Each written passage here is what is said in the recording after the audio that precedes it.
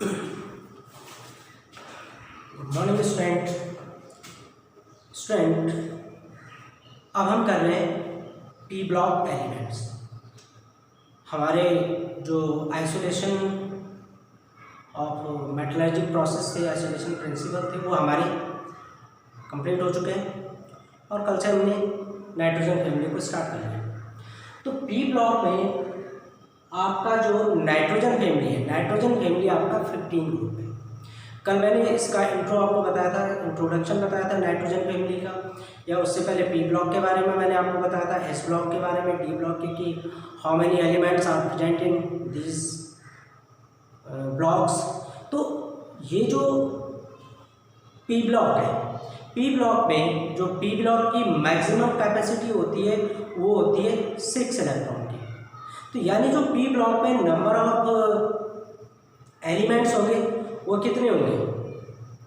Number of elements P block में जो number of group होंगे, एलिमेंट्स के नंबर ऑफ ग्रुप होंगे आपके 6 ग्रुप। तो आपके पास पी ब्लॉक में 6 ग्रुप है। 6 में ग्रुप नंबर 13, ग्रुप नंबर 14 आप 11th में पढ़ते हैं, ग्रुप नंबर 15 to 18 आप 12th में पढ़ते हैं। और हमने कल इसके बारे में पढ़ा था, नाइट्रोजन फैमिली के बारे में, इसका अकरेंस हमने देखा था, इसका हमने एटॉमिक स्ट्रक्चर के बारे में डिस्कस किया था, और फिर हमने इसकी फिजिकल प्रॉपर्टी में क्या देखा था इसका कि एटॉमिक रेडियस इसकी क्या होती है, एटॉमिक एंड आयनिक रेडियस के बारे में कल हमने इसमें डिस्कस कर लिया था। आज डिस्कस करेंगे हम आयनाइजेशन एंथैल्पी। अब आयनाइजेशन एंथैल्पी क्या होती है? सबसे पहले तो आयनाइजेशन एंथैल्पी क्या होती है, सबसे पहले हम इसको समझेंगे। आयनाइजेशन एंथैल्पी किसी भी एलिमेंट की जो आयनाइजेशन एंथैल्पी होती है वो एंथैल्पी है कि अगर हम किसी गैसेस एटम की, अब यहाँ पे देखो मेरे वर्ड को ध्यान रखना, गैसेस एटम, किसी गैसेस एटम से एक इलेक्ट्रॉन को रिलीज करने के लिए जो एनर्जी रिक्वायर्ड होती है वो इसकी आयनाइजेशन एंथैल्पी होती है। डिड इट क्या काम है कि किसी गैसेस एटम से एक इलेक्ट्रॉन को रिलीज करने के लिए जो एनर्जी रिक्वायर्ड होती है वो उसकी आयनाइजेशन एंथैल्पी होती है। क्लियर? तो अब हम इसमें सॉलिड स्टेट या लिक्विड स्टेट क्यों नहीं लेते, हम गैसेस स्टेट ही क्यों लेते हैं? तो गैसेस स्टेट हम इसलिए लेते हैं क्योंकि गैसेस स्टेट में जो न्यूक्लियस का नेट इफेक्टिव फोर्स होता है वो सबसे मिनिमम होता है, दैट इज नेग्लिजिबल। लगभग क्या होता हो? नेग्लिजिबल होता है।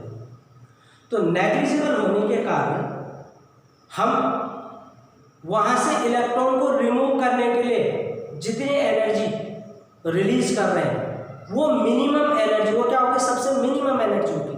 तो वो मिनिमम रिक्वायर्ड एनर्जी कि जिसमें हम किसी एटम से किसी इलेक्ट्रॉन को रिमूव करते हैं वो उसकी आयनाइजेशन एंथैल्पी होती है। तो सबसे मिनिमम कहाँ होगी? वो गैसेस स्टेट में होगी। सॉलिड स्टेट में क्या होगा? सॉलिड स्टेट में जो पार्टिकल्स हैं या उनके जो एटम्स हैं क्लोजली पैक्ड होंगे, उनके बीच में एक इलेक्ट्रोस्टैटिक फोर्स होता है या इंटर इलेक्ट्रॉनिक फोर्स हो सकता है।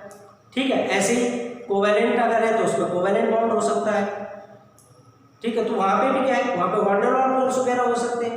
लेकिन अगर आप गैसेस स्टेट में लेते हैं तो गैसेस स्टेट में जो पार्टिकल्स होते हैं वो क्या होते हैं? They are far away each other, एक दूसरे से बहुत दूर दूर होते हैं। तो दूर दूर होते हैं तो क्या होगा? उनके बीच में जो इंट्रैक्शन फोर्स होगा सबसे मिनिमम होगा। इंट्रैक्शन फोर्स मिनिमम होगा तो वहां से हम इलेक्ट्रॉन को इजीली रिमूव कर देंगे। क्लियर? First point.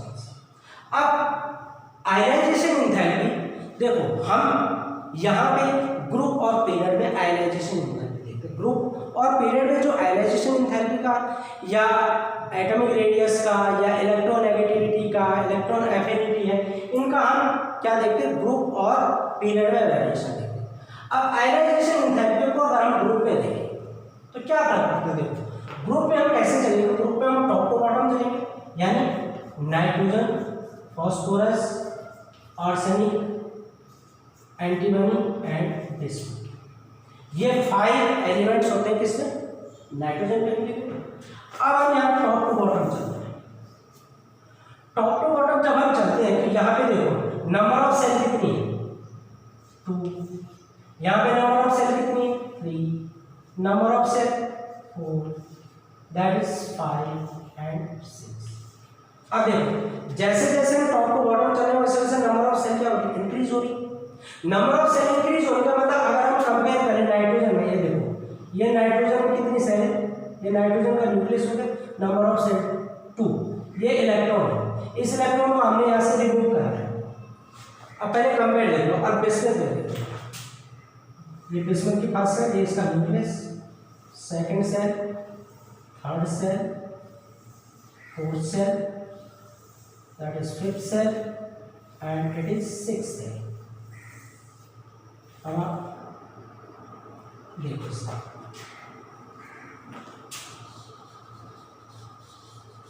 कि यहाँ पे नंबर ऑफ सेल इंक्रीज होगी। अब इलेक्ट्रॉन जो रिमूव होता है कहाँ से होता है, आउटरमोस्ट सेल से। आउटरमोस्ट सेल को क्या कहा जाता है, it is called valence shell. तो ये आपके आउटरमोस्ट सेल का इलेक्ट्रॉन, ये रिमूव हो रहा, ये यहाँ से रिमूव हो रहा। अब ये देखो ये नाइट्रोजन है, ये बिस्मथ। अब यहाँ से डिस्टेंस देखो आप, ये इतनी डिस्टेंस नाइट्रोजन की होगी और ये डिस्टेंस आपकी क्या होगी, किसमें होगी, बिस्मथ में होगी। अब क्या हो गया, हमने क्या कहा, हमने ये कहा कि नाइट्रोजन इंथैल्पी जो आयनाइजेशन इंथैल्पी होती है, आयनाइजेशन इंथैल्पी का ग्रुप में अगर हम नाइट्रोजन फैमिली के ग्रुप में चलते हैं तो आयनाइजेशन इंथैल्पी में क्या वेरिएशन आते हैं, तो क्या वेरिएशन आते हैं देखो, जैसे जैसे हम टॉप टू बॉटम चलते हैं किसी ग्रुप में, यानी नाइट्रोजन फैमिली के अगर हम टॉप टू बॉटम चले, नाइट्रोजन के बिस्मथ चले, तो नंबर ऑफ सेल क्या होंगे, इंक्रीज होंगे। अभी देखो नंबर ऑफ सेल इंक्रीज होगी, ये तो रीजन हो गया नंबर ऑफ सेल। हमने ये देखा कि आयनाइजेशन इंथैल्पी में क्या फर्क पड़ता है, तो क्या फर्क पड़ता है, ionisation enthalpy top to bottom चलने पे डिक्रीज होती है। क्या होती है, आयनाइजेशन इंथैल्पी डिक्रीजेस, डिक्रीज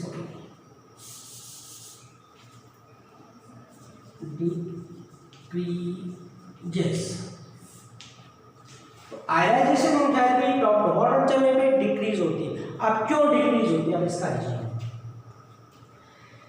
जैसे जैसे ये देखो नाइट्रोजन और बिस्मथ, जैसे जैसे हम टॉप टू बॉटम चलते हैं वैसे वैसे नंबर ऑफ सेल इंक्रीज होती है।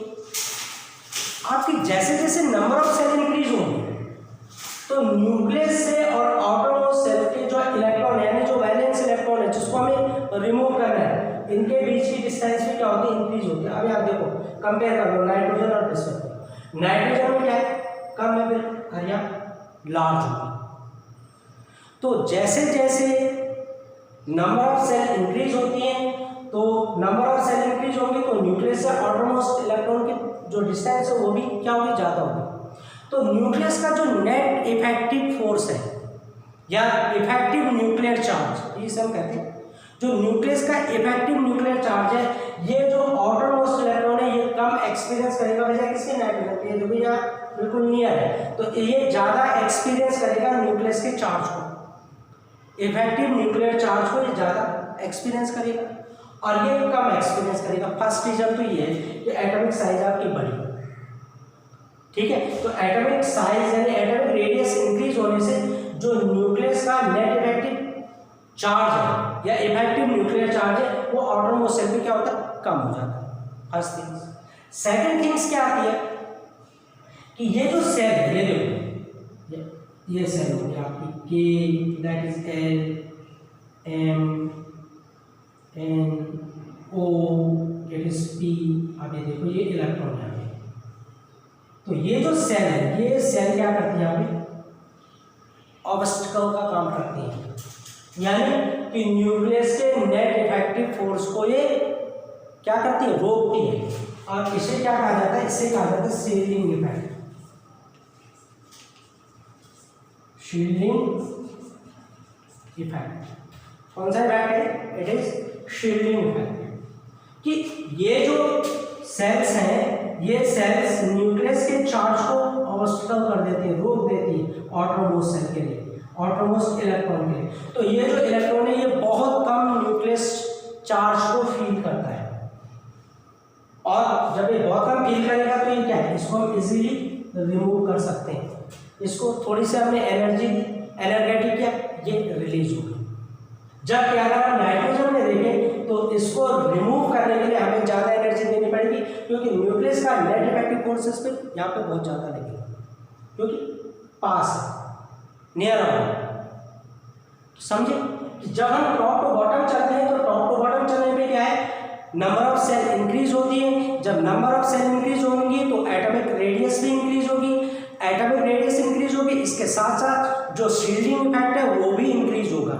यानी नंबर ऑफ सेल बढ़ेगी तो नंबर ऑफ सेल में सेल क्या करेंगे, ऑटोनोमस इलेक्ट्रॉन के लिए शील्ड का काम करेगी। यानी जैसे जैसे आपकी सेल इंक्रीज होगी वैसे वैसे नेट जो शील्डिंग इफेक्ट है वो भी इंक्रीज होगा, वो भी इंक्रीज होगा। तो जो ऑटोनोमस इलेक्ट्रॉन है वो बहुत कम चार्ज को एक्सपीरियंस करेंगे। न्यूक्लियस के जो इफेक्टिव चार्ज है वो उसको बहुत कम एक्सपीरियंस करेगा, और इस इलेक्ट्रॉन को हम थोड़ी सी एनर्जी देने पे इजीली रिमूव कर लेंगे। तो अगर हम नाइट्रोजन और बिस्मुथ पे कंपेयर करें तो नाइट्रोजन को हमें ज़्यादा एनर्जी देनी पड़ेगी, बिस्मुथ को हमें कम एनर्जी देनी पड़ेगी। समझे? तो नाइट्रोजन और बिस्मुथ में यही है कि जब हम टॉप टू बॉटम चलते हैं तो आयनाइजेशन एंथैल्पी डिक्रीज होती है। समझ गए? आयनाइजेशन एंथैल्पी क्या होती है, डिक्रीज होती है, और यही डिक्रीजिंग आपके आयनिक कैरेक्टर या मेटेलिक कैरेक्टर को भी इंक्रीज करते हैं। तो खैर इसे हम आगे पढ़ेंगे। एक चीज़ और यहीं पे एक चीज़ और भी बता दूँ मैं आपको, पीरियड में अगर अक्रॉस द पीरियड अगर हम चले तो across the period ionisation enthalpy कैसे इंक्रीज होगी, थोड़ा सा इस चीज़ को भी समझ लो। जैसे हम lithium, beryllium, boron, carbon, nitrogen, oxygen, fluorine में चले, ये देखो ये पीरियड में चले अक्रॉस द पीरियड। तो जब हम पीरियड में चलते हैं तो जैसे जैसे नंबर ऑफ इलेक्ट्रॉन, अब देखो लिथियम के ऑटोनोमस सेल में क्या था, 1 इलेक्ट्रॉन, बेरिलियम के कितने थे, 2, 3, 4, 5, 6, 7, फ्लोरीन के ऑटोनोमस सेल में 7 इलेक्ट्रॉन। अब देखो यार जैसे जैसे इलेक्ट्रॉन बढ़ते हैं वैसे वैसे न्यूक्लियस में क्या है, नंबर ऑफ प्रोटॉन भी बढ़ते हैं। यानी इसमें कितने थे, 3 इलेक्ट्रॉन या 4 इलेक्ट्रॉन, 5, 6, 7, 8, 9। तो ये देखो नंबर ऑफ इलेक्ट्रॉन इंक्रीज हो, जैसे जैसे नंबर ऑफ इलेक्ट्रॉन इंक्रीज होते हैं वैसे वैसे क्या होता है, न्यूक्लियस के अंदर नंबर ऑफ प्रोटॉन भी इंक्रीज होते हैं, क्योंकि प्रोटॉन कहाँ होते हैं, न्यूक्लियस के अंदर होते हैं। नंबर ऑफ प्रोटॉन इंक्रीज हो गए तो न्यूक्लियस के नेट इफेक्टिव न्यूक्लियस चार्ज को इंक्रीज करेंगे, न्यूक्लियस चार्ज को इंक्रीज करेंगे। अरे देखो यहाँ पे सेल तो चेंज नहीं हो रही, सेल तो एक ही आपकी, ठीक है ना। ये देखिए अगर हम ये देखो सेल तो आपके एक, लिथियम में 1 इलेक्ट्रॉन, या दो एज इट इज रहेंगे केस में, लिथियम में 1 इलेक्ट्रॉन, फिर बोरॉन में 2, बेरिलियम में 2, बोरॉन में 3, कार्बन में 4, नाइट्रोजन में 5, ऑक्सीजन में 6, फ्लोरीन में 7। अभी देखो नंबर ऑफ इलेक्ट्रॉन इंक्रीज हो गए। तो जैसे जैसे नंबर ऑफ इलेक्ट्रॉन इंक्रीज हो गए इस न्यूक्लियस के अंदर नंबर ऑफ जो प्रोटॉन है वो भी इंक्रीज होगी, यानी न्यूक्लियस का नेट इफेक्टिव चार्ज क्या है वो भी इंक्रीज होगा। अब सपोज हमने इस इलेक्ट्रॉन को रिमूव करना है तो क्या होगा, यहाँ न्यूक्लियस का जो नेट इफेक्टिव चार्ज है वो इंक्रीज हो गया, तो ये इसको क्या करेगा, टाइटली होल्ड करेगा, टाइटली होल्ड करेगा, और उसके साथ साथ इसको क्या करेगा, अपनी तरफ पुल करने की कोशिश करेगा। तो यही रीजन है कि ये जो एटॉमिक रेडियस है ये श्रिंक हो जाती है। क्या हो जाती है, श्रिंक, थोड़ा सा कम हो जाती है। तो अगर आप पीरियड में लेफ्ट राइट चलते हैं तो एटॉमिक रेडियस डिक्रीज होती है। क्यों डिक्रीज होती है, इसी न्यूक्लियस चार्ज के कारण। वो क्या करता है, इलेक्ट्रॉन को अपनी तरफ पुल कर देता है, और जब ये इलेक्ट्रॉन पे ज़्यादा न्यूक्लियस चार्ज लगाएगा तो इसको हमें अगर रिमूव करना है तो रिमूव करने के लिए हमें इसे ज़्यादा एनर्जी देनी पड़ेगी, और जब ज़्यादा एनर्जी देनी पड़ेगी तो क्या होगा, आयनाइजेशन एंथैल्पी इंक्रीज हो जाएगी। तो इसका मतलब क्या हुआ कि अगर हम ग्रुप में टॉप टू बॉटम चलते हैं, नाइट्रोजन टू बिस्मुथ चलते हैं तो आयनाइजेशन एंथैल्पी डिक्रीज होती है, और अगर हम अक्रॉस द पीरियड चलते हैं, लिथियम टू फ्लोरीन अगर हम चले तो आयनाइजेशन एंथैल्पी इंक्रीज होती है। क्लियर? एक चीज और देखेंगे हम इसमें, कंपेयर करते हैं इससे। अगर हम इसमें कंपेयर करें कि किसकी आयनाइजेशन एंथैल्पी क्या होती है, तो अब हम इसे कैसे कंपेयर करेंगे। तो जनरली जो कंपैरिजन होता है वो पहले ग्रुप से होता है। अगर हम कंपेयर करें यहाँ पे कार्बन एंड नाइट्रोजन के लिए,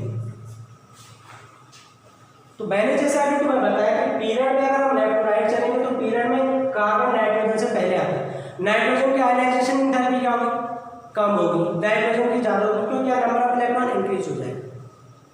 तो पीरियड में लेफ्ट राइट अगर हम चलते हैं तो आयनाइजेशन एंथैल्पी इंक्रीज होती है। तो अगर हम 14 और 15 ग्रुप में कंपेयर करेंगे, देखो ये आपका 14 ग्रुप है, इट इज 15 ग्रुप। अगर हम कंपेयर करें 14 और 15 ग्रुप में, तो 15 ग्रुप की जो आयनाइजेशन एंथैल्पी है वो 14 ग्रुप से ज़्यादा होती है।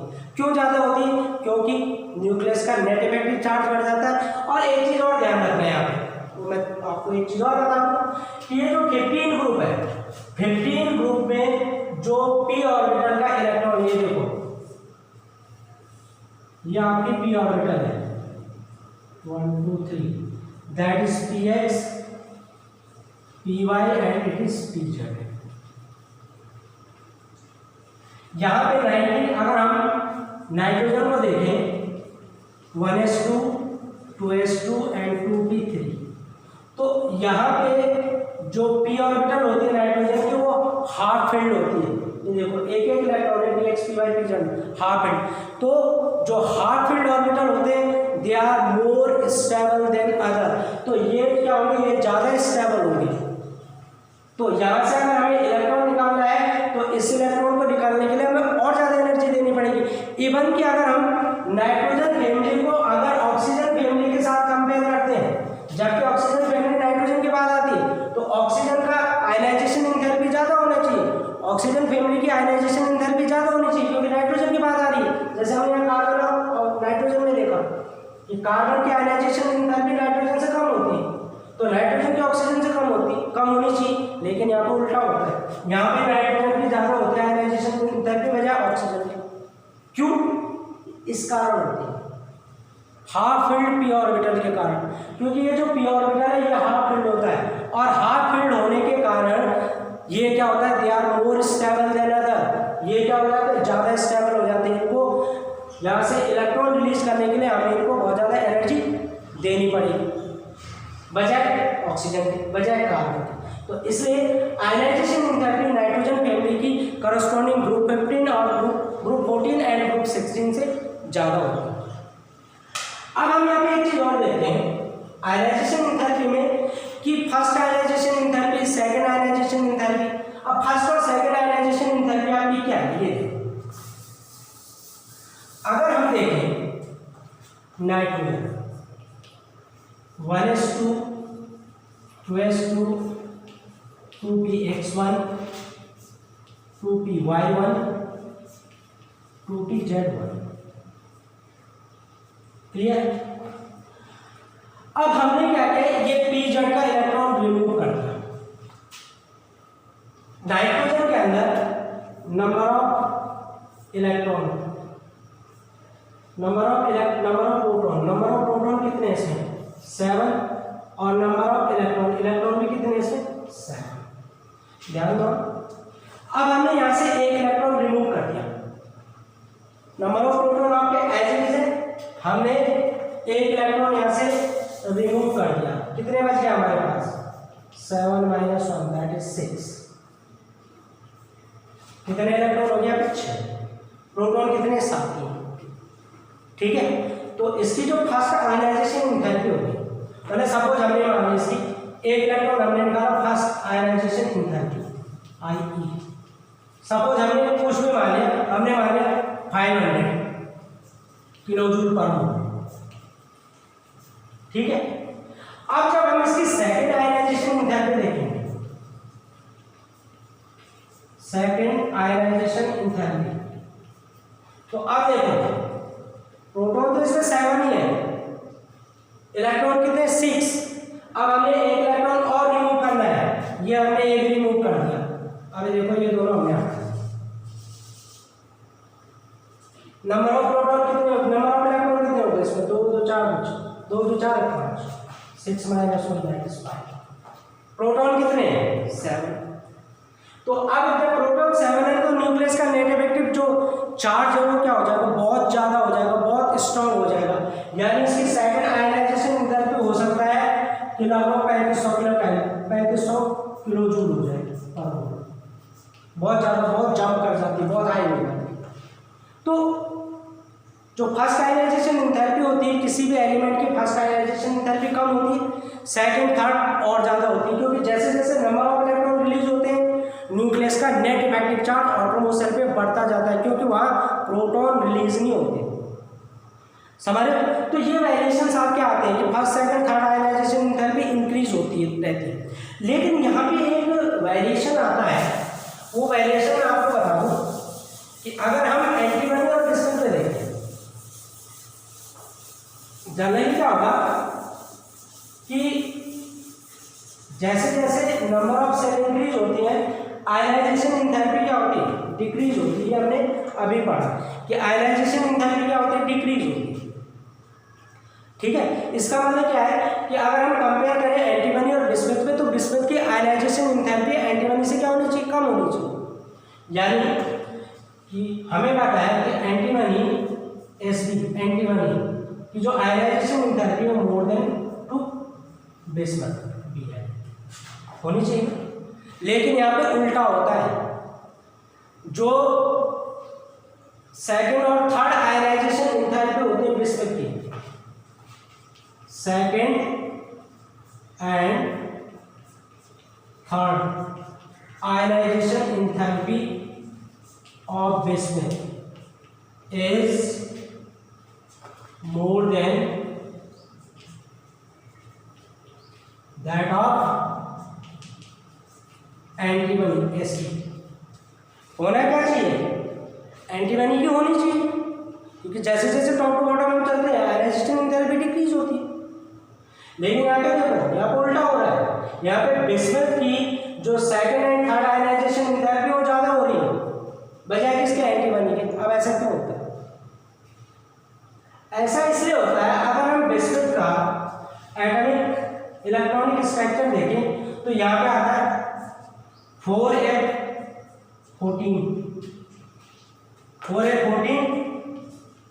6s2 and 5p3। समझे? ये इसका क्या आता है, एटॉमिक स्ट्रक्चर आता है बिस्मुथ का। इससे पहले तो मैंने जिनॉन नहीं लिया, तो जिनॉन एक डी वाला 4f15 5s2 फिर ये जाएगा आपका 5d एंड 5p। ठीक है, तो जनरली हम केवल इतना ही लेते हैं इसमें 6s2 एंड 6p। लेकिन मैंने 4f14 क्यों लिया, देखो इसका रीजन है। जनरली क्या होता है कि जो f ऑर्बिटल होता है, f ऑर्बिटल और d ऑर्बिटल का जो शील्डिंग इफेक्ट होता है वो पुअर होता है, s और p ऑर्बिटल का शील्डिंग इफेक्ट ज्यादा होता है। समझ? ऑर्बिटल क्या होती है आपकी, s p d and f, ये ऑर्बिटल होती है। s और p ऑर्बिटल आपकी कहाँ आ गई, फर्स्ट सेकंड थर्ड ग्रुप में आपकी sp आ गई, थर्ड ग्रुप से आपकी d आनी शुरू हो जाती है, फिर फोर्थ में अगर आए फोर्थ पीरियड में तो f भी आ जाती है, फिफ्थ पीरियड में f आ जाती है। तो फर्स्ट में sp आ गई, सेकंड पीरियड में आपकी फर्स्ट पीरियड में आपकी s आई, सेकंड में sp, थर्ड में spd, फोर्थ में spdf, फिफ्थ में spdf, सिक्स्थ में spdf। तो ये फिर नीचे बात है। अब इसमें क्या 6 पीरियड का एलिमेंट है, एंटीमनी फिफ्थ पीरियड का। फिफ्थ पीरियड में क्या है, ये डी ऑर्बिटल होगा। अगर हम एंटीमनी देखें तो एंटीमनी में क्या होगा, sd का जो होगा वो होगा 5d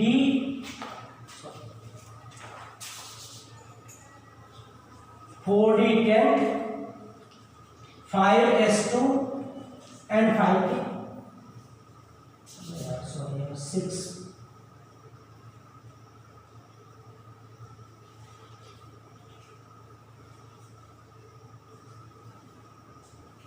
p3। ठीक है, ये सॉरी है 6 होगा क्योंकि छठे और उसमें चल रहे हैं 5s2 एंड 5p3। ठीक है, अब ये देखो ये 4 ये 4f14 ये 4d10। अब देखो यहाँ पे जो ऑर्बिटल है वो क्या है, f और d ऑर्बिटल है। यहाँ ऊपर क्या थी, s और p ऑर्बिटल थी। s और p ऑर्बिटल का जो शील्डिंग इफेक्ट होता है वो ज्यादा होता है, यानी s और p orbital more shielded, they are more shielded than s than p d and f orbital.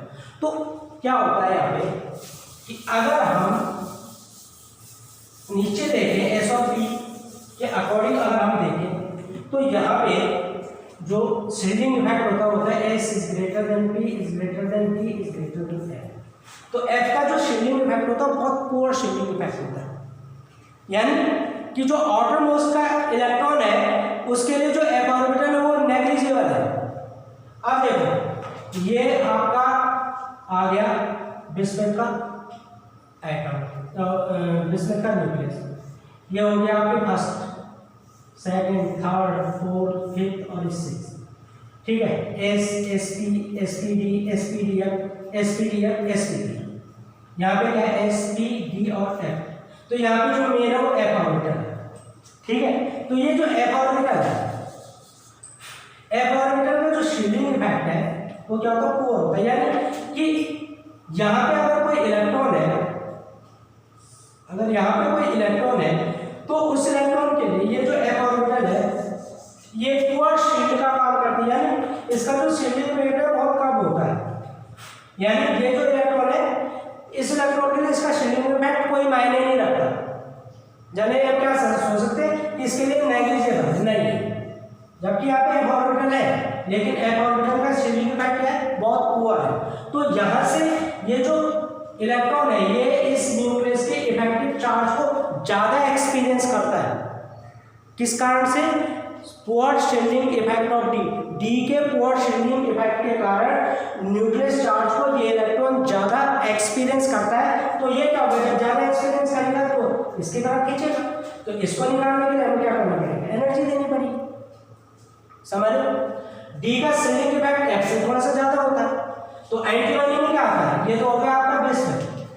Antibody में क्या होता है, एंटीबॉडी में सेम ही होगा, न्यूक्लियस, यहाँ पे जो इफेक्ट आएगा वो क्या आएगा, यहाँ पे क्या आएगा, यहाँ पे जो इलेक्ट्रॉन होगा डी ऑर्बिटल, ये जो आपकी ऑर्बिटल है कौन सी है, डी ऑर्बिटल, इसका शील्डिंग इफेक्ट भी क्या है, पुअर शील्डिंग इफेक्ट है, लेकिन क्या होगा इस एफ के शील्डिंग इफेक्ट से ज्यादा होगा, डी का इफेक्ट इससे ज्यादा होगा, यानी ये जो इलेक्ट्रॉन है ये कम एक्सपीरियंस करेगा बजाय इसके, एफ ऑर्बिटल के जो इलेक्ट्रॉन है इस एफ ऑर्बिटल के इलेक्ट्रॉन से ये कम एक्सपीरियंस करेगा न्यूक्लियस के चार्ज को, तो इसलिए हम इसको इजीली रिमूव कर सकते हैं बजाय बिस्मथ के। तो यही रीजन है कि जो second and third ionisation enthalpy होती है बिस्मथ की वो एंटीमनी से ज्यादा होती है, समझे बच्चों।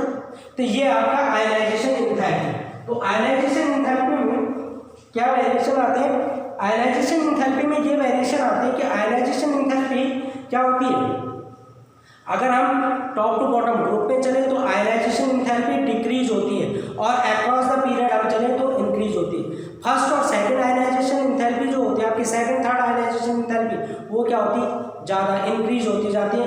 क्यों, क्योंकि न्यूक्लियस का नेट इफेक्टिव जो चार्ज है या न्यूक्लियस चार्ज है वो इंक्रीज होता है, क्योंकि जैसे जैसे नंबर ऑफ इलेक्ट्रॉन रिलीज होंगे वैसे वैसे न्यूक्लियस का नेट इफेक्टिव चार्ज इंक्रीज होगा, क्योंकि वहाँ पे प्रोटॉन इक्वल है, प्रोटॉन उतने, प्रोटॉन में कोई चेंजेस नहीं किया आपने, समझे। तो ये आपका आयनाइजेशन एंथैल्पी, क्लियर। अब इसके बाद हम देखेंगे आयनाइजेशन एंथैल्पी के बाद, तो आयनाइजेशन एंथैल्पी के बाद हम दूसरा जो करेंगे वो करेंगे इलेक्ट्रोनेगेटिविटी। तो इसको बच्चों हम कल करेंगे, ओके।